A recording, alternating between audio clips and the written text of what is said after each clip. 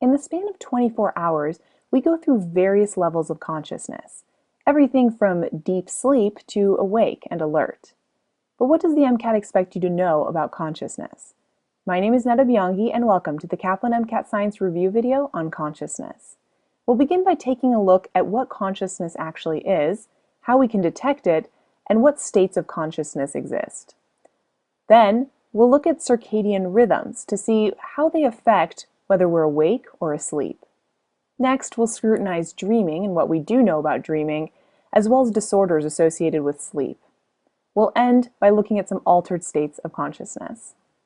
Your learning goal for this video is to describe the characteristics of the states of consciousness, and this learning goal will enable you to answer questions like the following about the waveforms that appear on EEGs.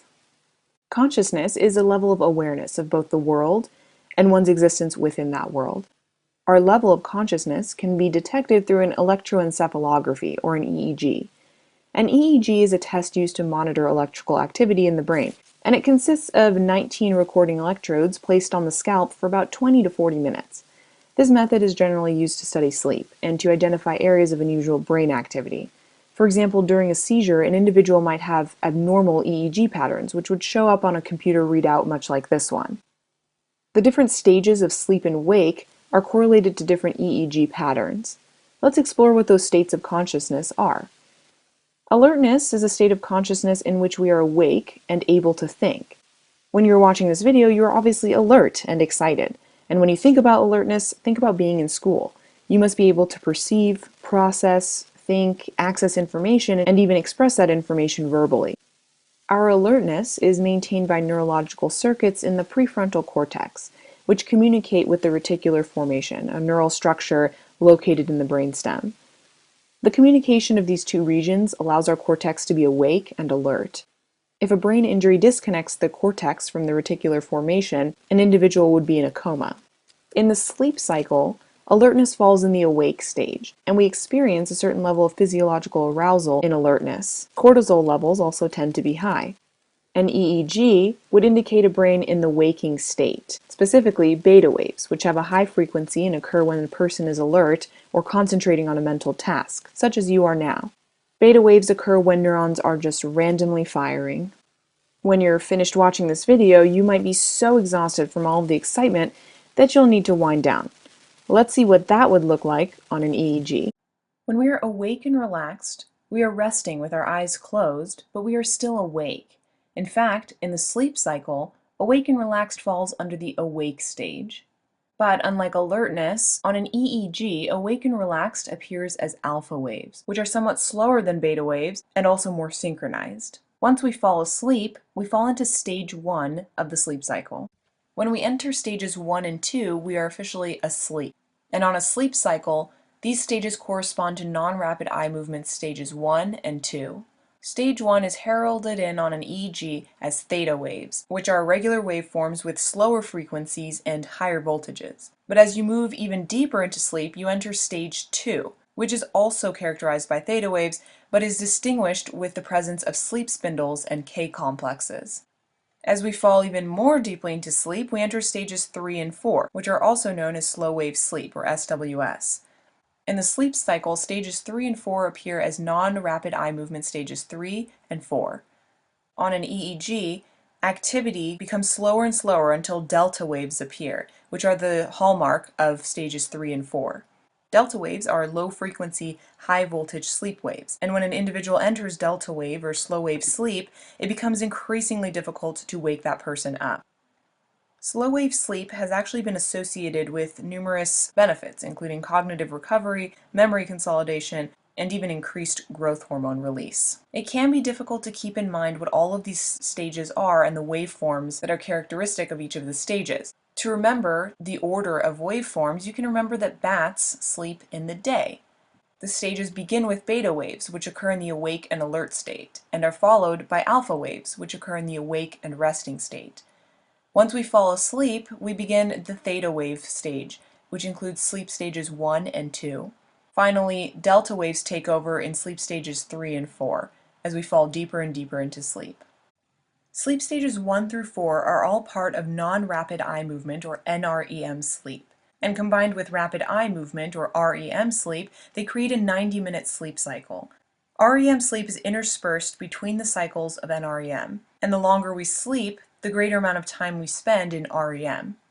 Rapid eye movement is a sleep stage that mimics wakefulness. In fact, on an EEG, REM appears with beta waves, though an individual is actually asleep. While the muscles are paralyzed, an individual's heart rate and breathing patterns would be much like that of a person who's awake. REM is highly associated with dreaming, and recent studies have shown that REM is important for consolidating our memories on how to complete procedures or tasks. If you've ever wondered why the light blistering through your curtains wakes you up in the morning, and why you get so sleepy at night, it's because of our circadian rhythm, which is a daily cycle of waking and sleeping that's regulated by internal rhythms, aka our circadian rhythms. Our circadian rhythm acts much like an internal alarm clock, which wakes us up in the morning and puts us to sleep at night. For us, the circadian rhythm is about 24 hours, and it's somewhat affected by cues such as light. Our circadian rhythms are actually driven by biochemical signals, and we wake up in the morning because of cortisol, which is pumped out by the adrenal cortex as light increases in the morning. We get sleepy at night partly because of the increase of melatonin in our bloodstream. Melatonin is released from the pineal gland as light decreases. So next time the sun coming through your curtains wakes you up in the morning, you can thank cortisol for throwing you into the awake stage with beta waves and preparing you for a productive day of MCAT studying. As the evening progresses and the melatonin starts to hit you and you fall asleep, you might be trekking through the Amazon jungle or free-falling out of a plane over the Pacific. Or in other words, you're dreaming. Dreaming has been an area of interest for philosophers and the likes for hundreds of years, as we try to understand the purpose, meaning, and even the function of dreams. 75% of our dreaming occurs during REM, though some of our dreaming can occur in non-rapid eye movement sleep. Recall that in REM, an EEG mimics wakefulness, though our muscles are paralyzed. Interestingly, REM dreams tend to be longer and more vivid than those experienced during non-rapid eye movement sleep. We do not understand a great deal about dreams, though many theories have been proposed about why we dream and what our dreams mean. In the activation synthesis theory, dreams are caused by widespread random activation of our neural circuitry. The activation can be similar to sensory stimuli coming in, and it can consist of stored memories, current and previous desires, met and unmet needs, and more. The brain, specifically the cortex, then has to interpret this information. The result is a dream that's both bizarre and somewhat familiar. In the problem-solving dream theory, we use our dreams to solve problems we have in everyday life. Because our dreams do not follow the rules we have in the real world, we can interpret our problems differently than we would during wakefulness. The cognitive process dream theory proposes that wakefulness and dreaming have the same mental systems within the brain. Proponents of this theory point out that in dreams, we have quick shifts between content. We might be trekking through the Amazon jungles at one point, but suddenly we're back at home with a cup of coffee and a newspaper.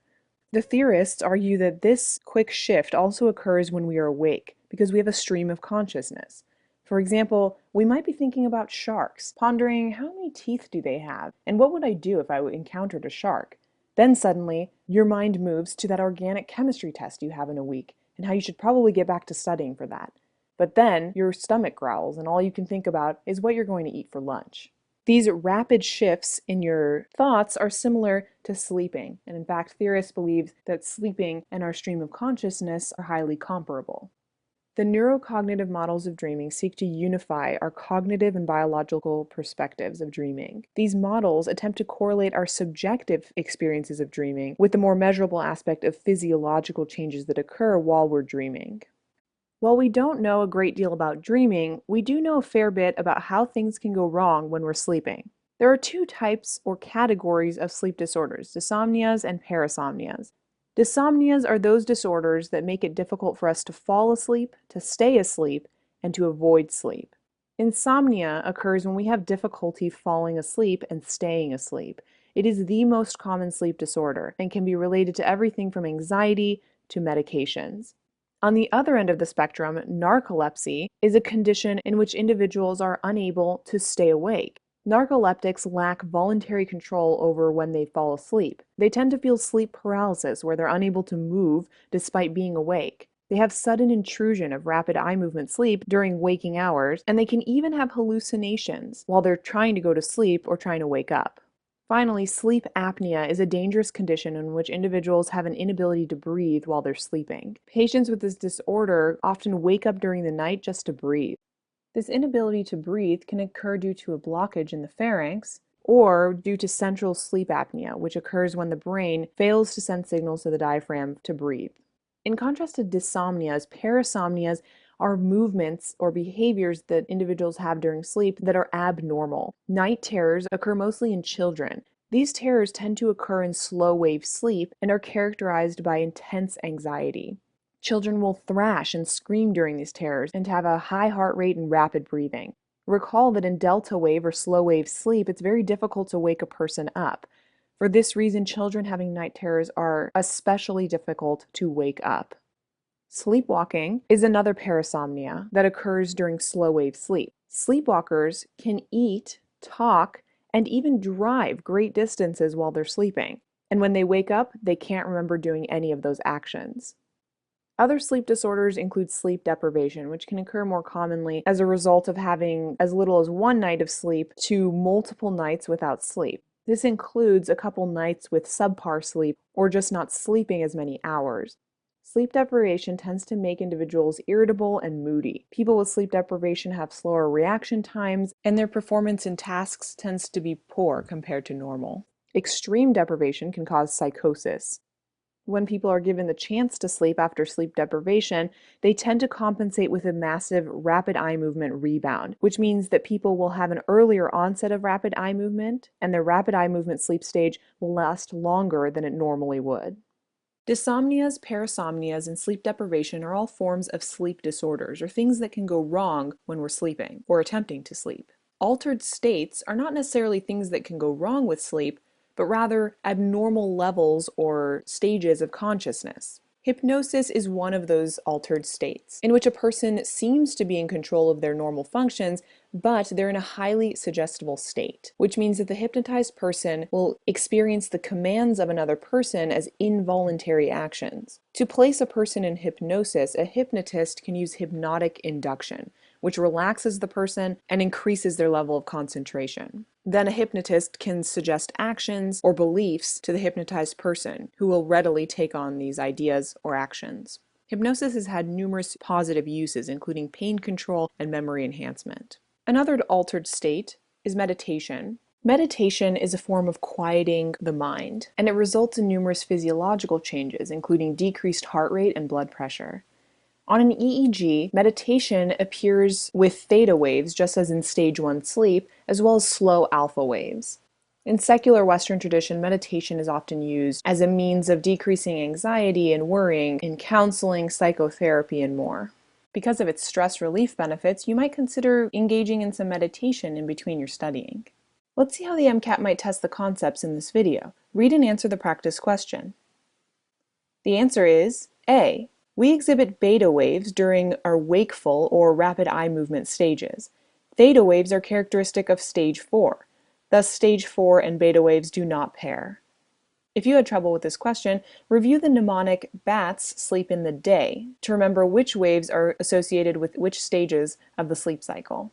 Try your hand at this practice question. The answer is D. Narcolepsy is characterized by spontaneous episodes of sleep onset, which is what this 17-year-old male is presenting with. Let's review some of the takeaways from this video. To remember which waveforms correspond to the different stages of sleep and wakefulness, remember that bats sleep in the day. Beta waves occur in awake and alert stages.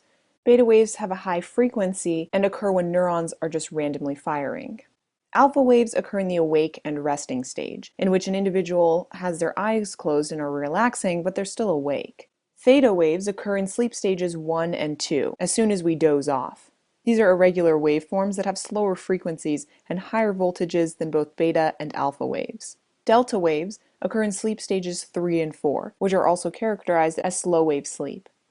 Insomnia occurs when a person has difficulty falling asleep and staying asleep. while narcolepsy occurs when a person has difficulty staying awake, falling spontaneously into sleep at any given point in time. Sleep apnea is characterized by difficulty breathing while a person is sleeping. Insomnia, narcolepsy, and sleep apnea are all forms of dysomnias. Night terrors generally occur in children and involve high amounts of anxiety during slow-wave sleep. Because this is in delta sleep, it's often difficult to wake up children when they're having night terrors. Sleepwalking involves a person getting up and doing everyday actions while they're in slow-wave sleep. Night terrors and sleepwalking are both forms of parasomnias.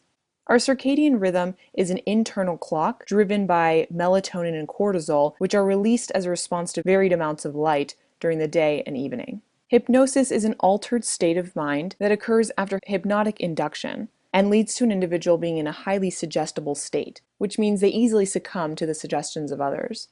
Meditation is another altered state in which quieting of the mind occurs. Meditation has been used in secular Western tradition for everything from counseling to stress relief. Thank you for joining me in the Kaplan MCAT Science Review video on consciousness. Remember to keep those beta waves going and catch some delta waves if you can.